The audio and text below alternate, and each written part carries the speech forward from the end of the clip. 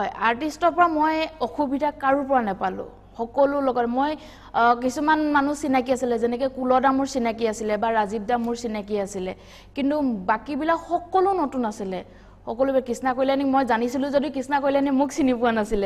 তাৰছত সকলোবিলাকৰ লগত বহুত ধুনিয়াকে একদম ঘৰুৱা এটা পৰিবেশ হৈ গল আৰু একে দিনাখনে হৈ গল হেকাৰণে তেওঁলোকৰ পৰা কোনো ধৰণৰ অসুবিধা নাপালো মই কলো যে এনেকা যদি আছে কেনেবাকে লৈ আহিবা ঠিক আছে আমি লৈ আহিম বস এনেকৈ হিমানখিনি আৰু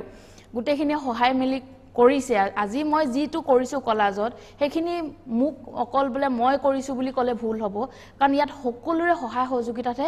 এখিনি হৈছে মই বহুত এক্সাইটেড ৰিলিজ হ'ব গৈ আছে মোৰ জীৱনৰ এখন প্ৰথম সিনেমা অমল দাই মুক ইমানখিনি বিশ্বাস কৰি পিনি সিনেমাখনত ললে তাৰ বাবে ধন্যবাদ মই বিৰাট এক্সাইটেড হৈ আছো